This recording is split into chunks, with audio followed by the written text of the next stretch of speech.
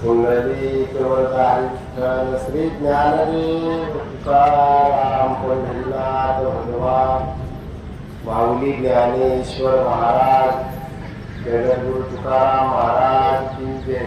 छत्रपती शिवाजी महाराज ब्रह्मानंद स्वामी महाराज की करीन कोल्हार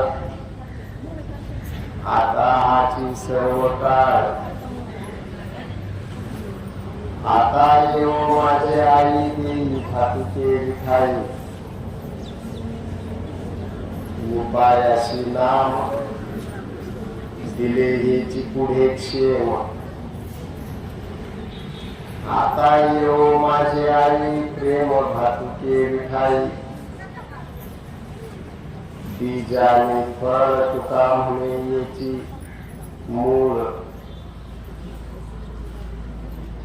आता येऊ माझे आई प्रेम भातुके विठाई महायोग पीठे कटे भीमरत्या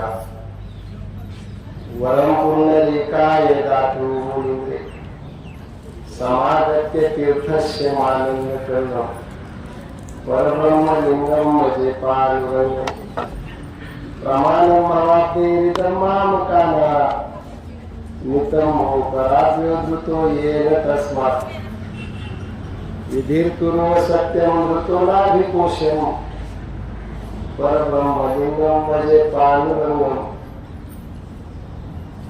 नागेंद्रहाराय त्रिलोचनाय भस्माय रागाय महेश्वराय नित्याय शुद्धाय दिगंबराय तस्मैकाराय नमो शिवाय जयाची केली स्मरण होय सकळ विद्येचे अधिकरण त्याची वंदू श्री चरण श्री गुरूंचे ते नमस्कार मी आता करीन पुन्हा आता हाची सर्व काळ आता येऊ माझे आई प्रेम भातुके विठाई उपायाशी नाम दिले हेची पुढे क्षेम आता येऊ माझे आई प्रेम भातुके विठाई बीजाने फळ तुका म्हणे हेची मूळ आता येऊ माझे आई प्रेम भातुके विठाई। प्रस्तुत प्राप्त प्रसंगी प्रवचन रूपी सेवेसाठी घेतलेला अभंग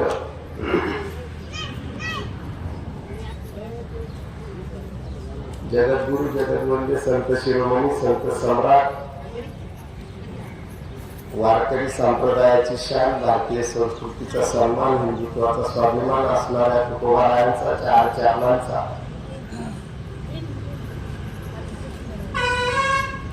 भगवंताच्या स्वरूपात पडून मातृत्वाचं प्रेम मागणारा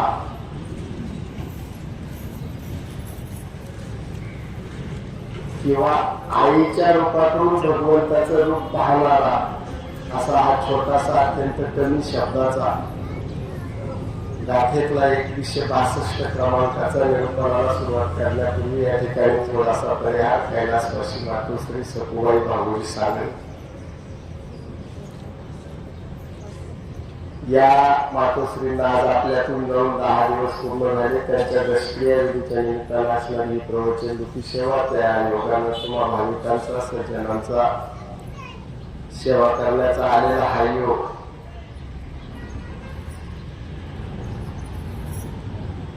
कोणत्याही मातेचं कोणत्याही स्त्रीचं व्यावहारिक अर्थाने विचार केला कोणत्याही जीवाचं संसारातून जाणं दुःखाचे पण त्यातले त्यात स्त्रीच्या जाण्याचं संसारामध्ये दुःख जास्त असतं। त्याचं कारण असं आहे संसाराचं एकूण मायावी स्वरूप जे असतं तर ते पुरुषामुळे असतं नीट ऐका आणि संसाराचं मायावी असं मी म्हटलं आणि संसाराचं प्रेमाचं स्वरूप जर असतं तर ते स्त्रीमुळे असतं। पुरुषाच्या छत्राखाली संसार झाकलेला दिसला तरी संसार करण्याची क्षमता पुरुषामध्ये नसते। खडकावर बी ठेवलं आणि किती पाऊस झाला तरी त्या बीजापासून झाड होत नाही, त्याला मातीचीच गरज असते. पावसाशिवाय जसं पीक तयार होत नाही, पण अंकुरण क्षमता ही जरी पाण्यावर अवलंबून असली तरी धारण क्षमता ही भूमातेवर अवलंबून असते. या न्यायानं संसारामध्ये स्त्रीचं महत्व अनन्यसाधारण असतं. संसारात असं म्हणतो, परमार्थामध्ये स्त्रीचं महत्व अनन्यसाधारण नाहीये. त्याचं कारण सांगतो. शास्त्रकारांनी वेदामध्ये प्रथमतः स्त्री या शब्दासाठी प्रतिशब्द म्हणून पत्नी असा शब्द वापरला. पत्नी असा जो शब्द असतो शास्त्रामध्ये, ह्या पत्नी शब्दाचा अर्थ ज्याच्यामुळे पतन होत, ती जी अधोगतीला कारण असते,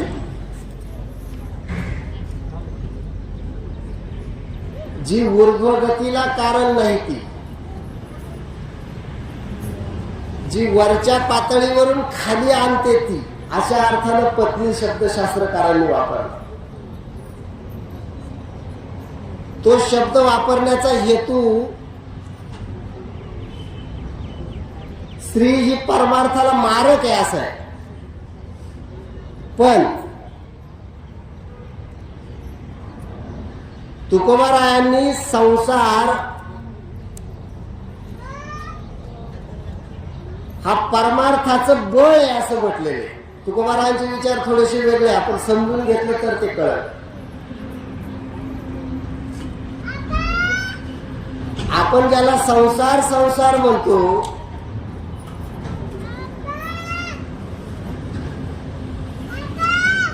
तुकोबाराय त्याला ग्रहस्थाश्रम म्हणतात, शास्त्रकार त्याला ग्रहस्थाश्रम म्हणतात.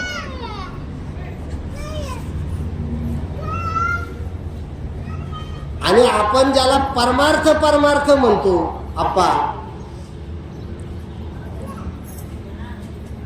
आपण ज्याला परमार्थ परमार्थ म्हणतो, शास्त्रकार त्याला संन्यास असं म्हणतात.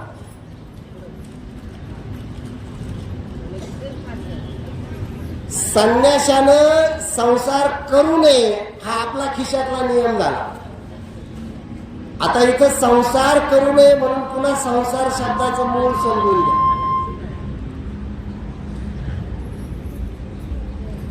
संन्याशाने संसार करू नये या संसार शब्दाचा अर्थ फक्त हव्यास असा होतो. म्हणजे माणसाकडे जर हव्यास असेल तर तो साधू असेल तरी संसारी, आणि माणसाकडे जर हव्यास नसेल तर तो संसारातला लेकरा बाळाचा धनी दिसत असला तरी साधू आहे. लक्षात. तुकोबारायांनी त्याला फार सुंदर प्रमाण सांगितलं. संसारी असावे, आसोनी नसावे.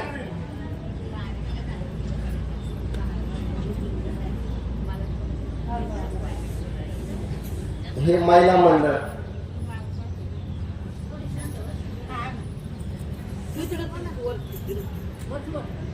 संसारातला हव्यास हा परमार्थाला मारक आहे, आणि परमार्थातली आसक्ती ही मोक्षाला हानिकारक आहे असा नियम. ग्रहस्थाश्रम हा जो शब्द तुकोबारायांनी वापरला, ग्रहस्थाश्रम हे परमार्थाचं बळ आहे. परम पद बळ वैराग्याचे असं म्हटलंय ग्रहस्थाश्रमाला. त्याच्या पाठीमागे फार सूक्ष्म कारण आहे, सूक्ष्म चिंतन आहे तुकोबारायांचं.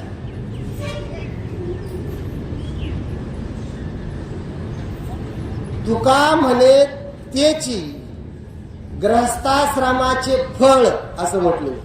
याच्याही पेक्षा एका गाथेमध्ये थोडा वेगळा पाठ दिलेला आहे आणि तो मला बरोबर वाटतो. तुका म्हणे धन्य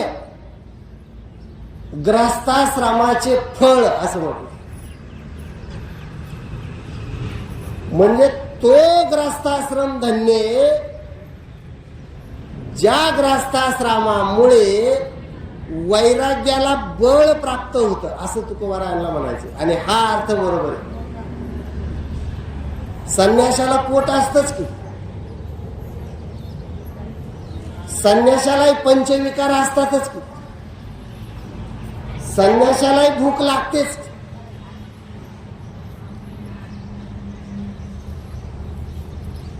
उपवासी राहून तर कोणी नामस्मरण करत नाही, कारण शरीर हे त्याचं साधन आहे. आणि मग संन्याशाने संसाराचा तिटकारा केला तर त्याचं वैराग्य चालेल कसं?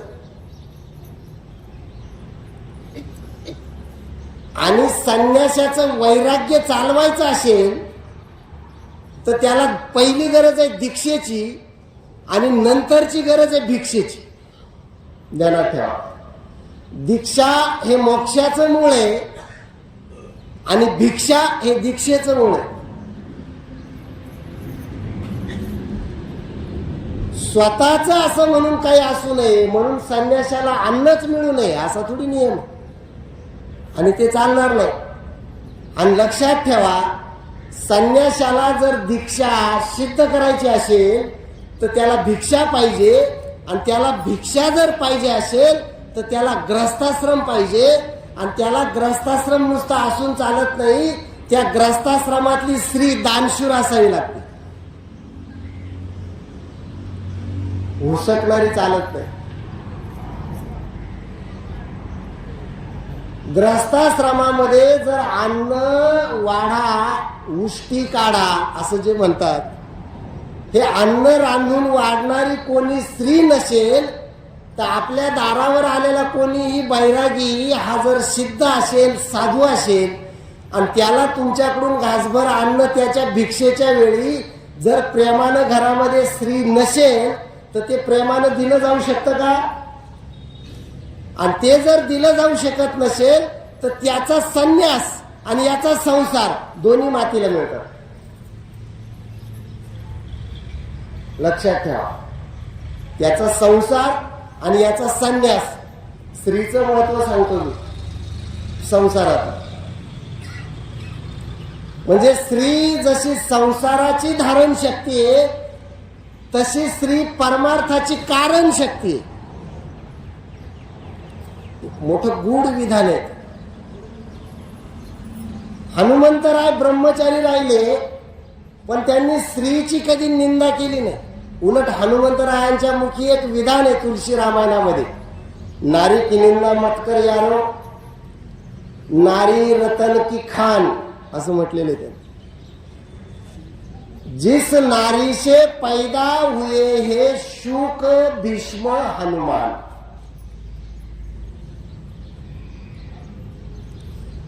हनुमंत म्हणतात मी ब्रह्मचारी राहून देव ऋणी बनवला. त्या देव ऋणी बनवण्याचं जे कारण आहे ते माझं शरीर आहे, ते माझी भक्ती आहे, ते माझं ज्ञान आहे. आणि ते भक्ती ज्ञान वैराग्य धारण करण्याची क्षमता ज्या शरीरात आहे ते शरीर हनुमंतराय म्हणतात मला कोणामुळे मिळालं? एका मातेमुळे मिळालं, एका स्त्रीमुळे मिळालं. ऐका, म्हणून स्त्री शक्ती जी असते, दोन कारणांनी त्याच्यावर बोलण्याचं कारण सांगतो तुम्हाला. एकतर शक्तीचा उत्सव आहे आणि स्त्रीची दशक्रिया आहे. एकतर स्त्री शक्तीचा उत्सव आहे, नवरात्री आहे. लक्षात ठेवा, भक्तीमध्ये जो नवविधा नावाचा प्रकार आहे, नवविधा भक्ती असं त्याला म्हटलंय.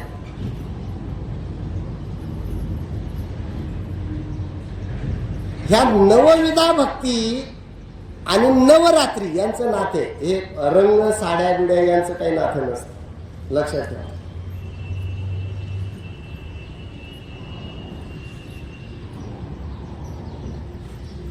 जी असुर शक्ती इतकी उन्मत्त असते का जी भगवंताला जुमानत नाही.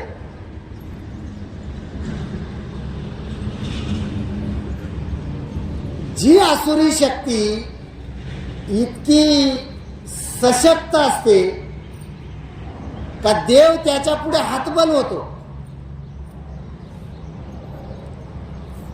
अशी स्थिती जेव्हा महिष असतो ना, महिष शक्ती फार असते आणि बुद्धी काहीच नसते, त्याला महिषासूर म्हणतात.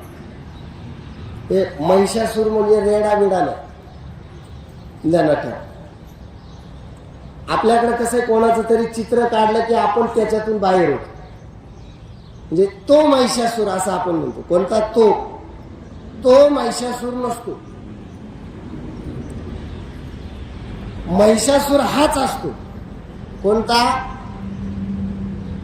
ज्याला शक्ती खूप असते आणि ज्ञान अजिबात नसतं. ज्ञान नसलं हे दुःखाला कारण नाही.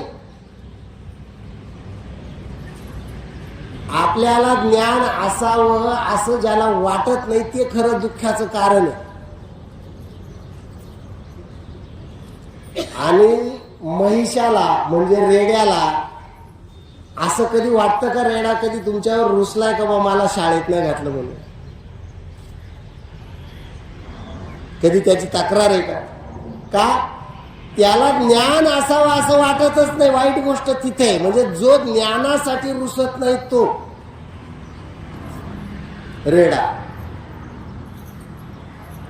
म्हणजे तो महिषासूर. आणि मग तो भगवंताच्यानं मरत नाही, त्याला पर्याय नाही दुसरा. मग त्याला मारण्यासाठी एकच पर्याय असतो, शक्ती. आणि म्हणून भवानीला, दुर्गेला, पार्वतीला, आदिशक्तीला, जगज्जननीला हा महिष नावाचा अज्ञानाचा रेडा नष्ट करावा लागतो. त्याच्यासाठी त्याचं एक एक प्रकारचं अज्ञान नष्ट करायला एक एक दिवस गेला. ते नवरात्र. असा हा शक्ती उत्सव. त्याचे दोन्ही निमित्त एकत्र म्हणून त्याच्यावर बोलायचं. आणि तुकोबारायांनी सांगितलं हा जो शक्ती उत्सव असतो हा स्वरूपानं स्त्रीमध्ये असतो. कशामध्ये असतो? स्त्रीमध्ये. निर्गुणानं सगळीकडेच असतो, पण निर्गुणाला काही अर्थ नाही का? निर्गुणाला रूप नाही. मग तुकोबाराय सांगतात भगवंताचं शक्ती रूप जे आहे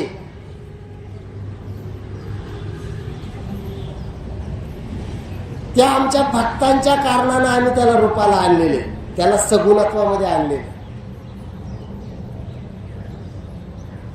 आणि ती स्त्री शक्ती एकदा सगुणत्वामध्ये आली, स्वरूपामध्ये आली का तिच्यामध्ये स्वभावता दया असते. स्वभावता बऱ्याच वेळेला पुरुष हे बैरागी दानाच्या विरोधात असतात, लक्षात ठेवा.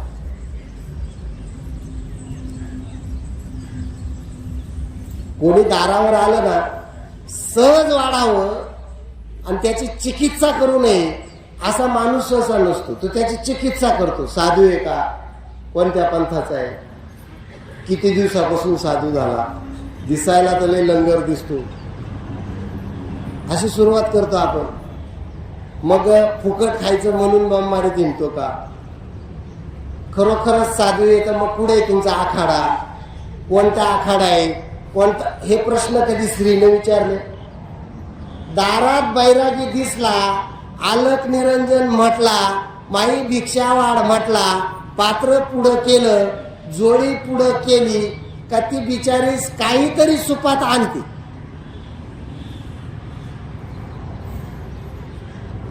तुकोबारायांची परीक्षा तरी कोणी पास केली पाहिजे का? तुकोबारायांची परीक्षा, ते अनगड शहा नावाचे फकीर होते पुण्यामध्ये तुकोबारायांच्या काळात. आणि मोठा पोचलेला फकीर होता तो. त्याला बातमी कळली का बा तुकोबाराय नावाचे कोणी ग्रस्त आहे देहूमध्ये, आणि या देहू मधल्या तुकोबाराय नावाच्या ग्रस्ताचे अभंग कागद, अभंगाचे जे कागद आहे ते पाण्यावर तरले म्हणतात.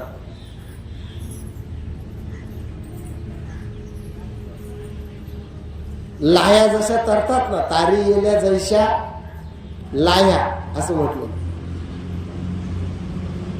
उदकावरी वया तारी येल्या जैशा. मग तो म्हणला बघू खात्री करून. खात्री करण्यासाठी जेव्हा अनगढ शहा घरी आला, त्या अनगढ शहाकडे कटोरा होता, कटोरा.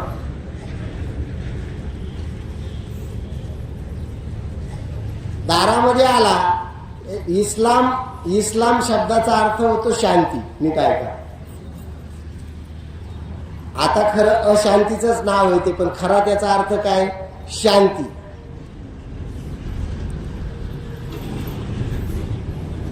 तुकोबारायांनी पण म्हटलेले शांती परते नाही सुख असं म्हटलेलं. परमार्थिकाच्या डोक्यामध्ये जर अस्वस्थता असेल तर त्याच्यासारखा संसारिक नाही, आणि संसारिकाचं डोकं जर शांत असेल तर त्याच्यासारखा परमार्थिक नाही. साधं सूत्र आहे, लक्षात ठेवा. जो ढळत नाही, आणखीन सोप्या शब्दात सांगतो, जो चळत नाही त्याला परमार्थिक म्हणतात. साधा नियम आहे. त्याचं लग्न झालेलं आहे, त्याला मुलं झालेलं आहे, तो जमीन जागा आहे, त्याच्याकडे प्रॉपर्टी आहे, त्याच्याकडे सत्ता आहे. या गोष्टीनं परमार्थात काही बिघडत नाही. नाथ महाराजांकडे सत्ता नव्हती का? मोठी सत्ता होती. दौलताबादच्या सुभ्यासारख्या राजधानीच्या सुभ्याचं सुभेदारपद नाथ महाराजांकडे होतं. गिरिजाबाई सारखी पत्नी होती. हरिपंडितासारखा अनंत शास्त्रम बहुलाश्य विद्या अल्पश्य कालो बहु विघ्नताचे जाणणारा मुलगा होता. फक्त काय होतं, परमार्थिकाचं मुख्य लक्षण काय होतं? शांती भंग करणारा कोणताच उपाय नाथांपुढे चालत नव्हता. शांती भंग करणारा म्हणजे ते कोणत्याही परिस्थितीमध्ये चढत नव्हती, शांतीपासून ढळत नव्हती. जो शांतीपासून ढळला का त्याला मराठीमध्ये चालला म्हणतात. सोपी गोष्ट आहे एकदम, त्याला चालला असं म्हणतात मराठीमध्ये. नाथ महाराजांवरती असं सांगतात का तो एक पठाण म्हणे नदीच्या घाटावर बसला होता. नाथ महाराज स्नानाला आले आणि तो एक नंबरचा पान खाणारा होता आणि त्यातले त्यात खोडीचा होता.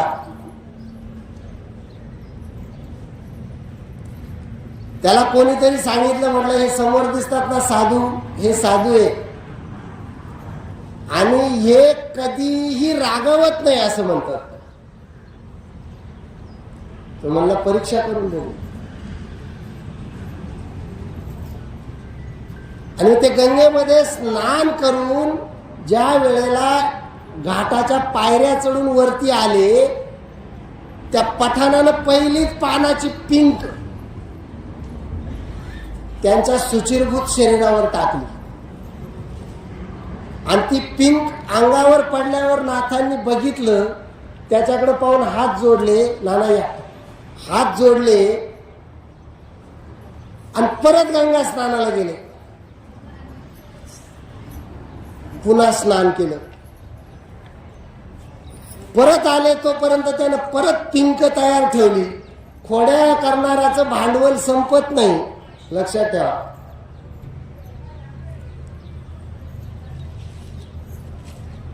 त्याच्यापेक्षा सोपं सांगू का? खोड्या करणारेच भांडवलदार असतात. त्याचं भांडवल संपत नाही सहजासहज. परत आले, परत पिंक टाकली, परत हात जोडले, परत स्नान केलं, परत आले, परत पिंक टाकली, परत थुंकला, परत स्नान केलं, परत आले, परत 108 वेळा असं झालं. शेवटी थुंकणाऱ्याची थुंकी संपली, त्याची क्षमता. तो म्हटला काय माणूस आहे हा, काय बोलत नाही. मी थुंकतो ना हा हात जोडतो, मी थुंकतो ना हा हात जोडतो, मी थुंकतो ना हा हात जोडतो. शांती ज्याची ढळत नाही तो परमार्थी. शेवटी त्यानं हात जोडले, म्हणलं महाराज मला माफ करा. नाथ महाराज म्हणले तू हात जोडू नको, पाय जोड. हे का, मला तुझं दर्शन घ्यायचं. तो पठाण म्हणला, असं मी कोणतं शौर्य गाजवलं महाराज, मी तुमच्यावर थुंकलो. अरे ते म्हणले, वेड्या तू माझ्यावर थुंकला, पण किती वेळा थुंकला माहिती आहे तुला? तू मोजलं नाही, पण मी मोजलं. तू माझ्यावर 108 वेळा थुंकला आणि केवळ तुझ्यामुळं मला गंगा स्नान किती वेळा घडलं. मग तुझ्यासारखा महात्मा दुसरा कोण भेटणार आहे पृथ्वी तलावर? पाय जोड, मला तुझं दर्शन घ्यायचे. संत शांत शांत असा नाही. तो अनगडशहा देहू मध्ये आला आणि त्यानं तो रिकामा कटोरा समोर केला. कटोरा किंवा भिक्षेची झोळी जिच्यामुळं भरली जाते ती संसारातली स्त्री आहे.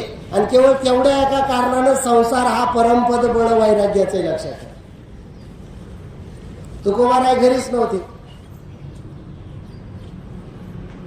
त्यानं दारामध्ये तो चिमटा वाजवला. चिमटा त्यांचं एक मोठं मर्म आहे, ते चिमटा बाळगतात. आणि आपलं एक मोठं मर्म आहे नाथ संप्रदायाचं, ते कुबडी बाळगतात. कुबडी हा आसनाचा आधार असतो बरं का, आणि चिमटा हा दुःखाचं प्रतीक असतो. चुकीचं काहीच नसतं धर्मात, कोणत्याच चुकीचं नसतं. धर्म चुकीचं सांगत नाही. ज्याला कर्म चुकीचं करायचं असतं तो मुळात धर्म बदलत असतो. तो धर्माची व्याख्या बदलून घेतो स्वतःच्या सोयी. चिमटा हे दाखवतो का बाबा तू सापडलेला आहे चिमट्यामध्ये आणि तुला त्याच्यातून सुटायचंय. त्या चिमट्याला नादासाठी कड्या बसवलेल्या असतात, त्या कड्या बोलतात. तो इस्लामचा चिमटा त्या फकीरानं वाजवला. जिजाबाईने सांगितलं, कोणीतरी आलं दारावर. तुकोबारायला 3 मुली होत्या.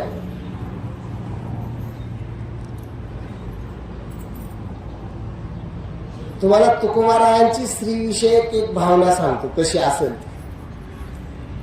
महाराजांनी तर असा स्त्रीचा द्वेष करणारा अभंग, तुकोबारायांचे जे 5000 अभंग असं सांगतात का 5000 अभंग महाराष्ट्राला मान्य आहेत किंवा सापडलेत.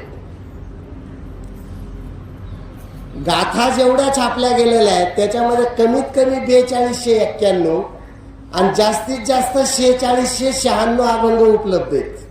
5000चा आकडा नाही. ह्या जेवढ्या प्रती आहेत गाथेच्या ज्या उपलब्ध आहेत, म्हणजे 6 प्रकारच्या प्रती उपलब्ध आहेत.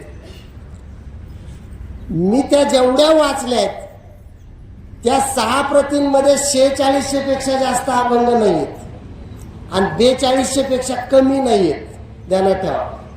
हे थोडासा आकड्यातला अभ्यास तुम्हाला सांगतो, म्हणजे नवी पिढी कदाचित तुमचं ऐकल असं वाटतंय मला. तुम्ही पुराणातल्या भाषेत बोलले तर नवी पिढी तुकारामाकडे वळून पाहणार नाही, कारण तुमची पुराणातली भाषा नव्या लोकांना मान्य नाही. आणि वास्तविक त्याच्यात फार तथ्य अशातला काही भाग. आपला नवरात्र अख्खा रंगात चालला. रंग हा परमार्थाचा भंग आहे असं शास्त्र सांगतं. रंगाची आसक्ती म्हणजे भक्तीला मारक आहे. याच्यामध्ये तुकाराम तात्या पडवळकर नावाची अजून एक गाथा आहे नाना, तिच्यामध्ये 8500 अभंग आहेत तुकोबारायांची. ती मूळ 1934 साली प्रिंट झाली, सध्या प्रिंट आउटच्या बाहेर आहे, पण भांडारकर इन्स्टिट्यूटमध्ये आहे उपलब्ध पाहण्यासाठी. तिच्यामध्ये 8500 अभंग आहेत तुकोबारायांचे. म्हणजे आपल्याला माहीत नसलेले 3500 अभंग अजून खुलपात आहे. त्याच्याकडे कोणी पाहायला तयार नाही.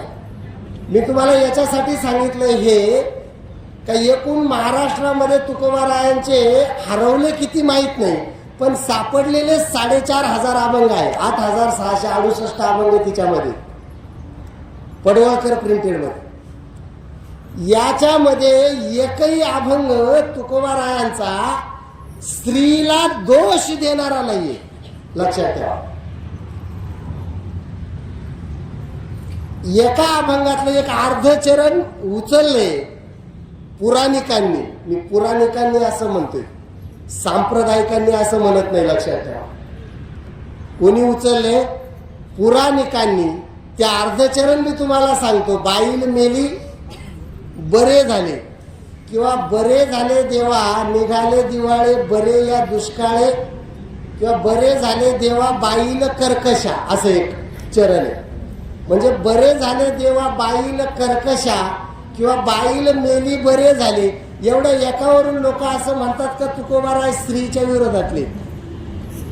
असं जर असतं तर बाईल मेली बरे झाले, मग दुसरे लग्न कशासाठी केले? हा एक पुन्हा प्रश्न उपस्थित होतो. तो ठीक आहे, तो प्रबंधाचा विषय, तो बाजूला सोडा. पण तुकोबाराय कोणत्याही परिस्थितीमध्ये स्त्री शक्तीचा द्वेष करत नाही. स्त्री शक्तीला ते परमार्थाची परम शक्ती समजतात. त्याचं कारण आपण कुठं आलो होतो? अनगडशाह तुकोबारायांच्या दारामध्ये आलाय, लक्षात ठेवा. आणि जिजाबाई आतमध्ये आहेत आणि तुकोबाराय कुठल्या तरी डोंगरावर भजनासाठी गेलेले. त्यांचे जाण्याचे 3 डोंगर फिक्स होते. घोरवडीचा डोंगर, भामचंद्राचा डोंगर आणि भंडाऱ्याचा डोंगर, हे 3 फिक्स. आणि मग कधी कधी तिथे 2 थळ म्हणजे त्यावेळेचे शेत, त्याच्यामध्ये एक लक्ष्मी थळ आहे आणि एक सरस्वतीचा ओहळ आहे. अशा 2 ठिकाणी महाराज कधी कधी भजनाला जायचे. ते ठिकाणं आता दाखवतात. असं सांगतात का तिथं त्यावेळेला एक आंब्याचं झाड होतं, त्या झाडाखाली एक शिळा होती आणि त्या शिळेवर महाराज बसायचे आणि भजन करायचे, असं सांगतात. आपल्याला माहिती फार कमी असतं. आपण फार थोड्या भांडवलावर फार खूप कमवतो किंवा खूप मोठा असल्याचा आव आणतो. त्यात तुकोबारायांना 3 मुली होत्या. ह्याच्यात 3 मुली आहेत. त्याच्यात पहिलीचं नाव आहे काशी, दुसरीचं नाव आहे गंगा आणि तिसरीचं नाव आहे भागीरथी. ऐका, हे नाव तुकोबाराय स्त्री शक्तीला त्यांच्या जीवनामध्ये काय स्थान आहे हे व्यक्त करत नाही का? एका मुलीचं नाव काय आहे? काशी. काय नाव आहे? काशी. काशी हे आपल्या देशातलं महादोष नाशिनी असं तीर्थ आहे, लक्षात ठेवा. म्हणजे त्याची बी एक थोडी गंमत आहे. माणसं चुकून काशीला जातात. चुकून म्हणजे कसं ते सांगतो तुम्हाला. काशीचा असा नियम आहे, 4 धाम केल्याशिवाय काशीला जायचं नसतं. काशी हे धाम नसतं. त्याची पण एक, त्या 4 धामाचं एक मर्म सांगितलंय शास्त्रानं. मूळ मर्म असे, जे 4 धाम आहेत त्याच्यामध्ये जी द्वारका आहे ती पश्चिमेला आहे, लक्षात घ्या. जे हरिद्वार आहे ती उत्तरेला आहे. जी पुरी आहे जगन्नाथपुरी ती पूर्वेला आहे. आणि जे रामेश्वर आहे ते दक्षिणेला आहे. त्याच्यात पुन्हा एक गंमत अशी आहे का याच्यातले 2 धाम हे शिवाचे आहेत आणि 2 धाम विष्णूचे आहेत. द्वारका आणि पुरी हे एका अक्षवृत्तावरचे धाम, एका रेषेतले धाम हे भगवान महाविष्णूचे.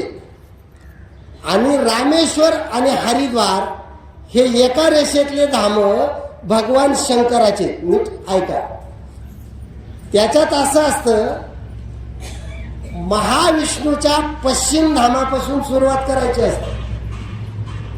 करायची असेल यात्रा तर, करायची नसेल तर इथे बी करण्याची व्यवस्था आहे. करायची असेल तर, म्हणजे मी कोणी यात्रा काढणारा ट्रॅव्हलिस्ट नाही, ते बी सांगतो. म्हणजे तशा प्रकारातलं मी महाराज नाही. त्या धामांचं मर्म असं आहे, मी वेगळा आहे आणि देव वेगळा आहे. माझा संसार आहे आणि संसारातून सोडवणारी देव नावाची कोणी शक्ती आहे. असे 2 विचार जोपर्यंत शिल्लक आहे तोपर्यंत द्वारकेला जाण्यात काही अर्थ नाही.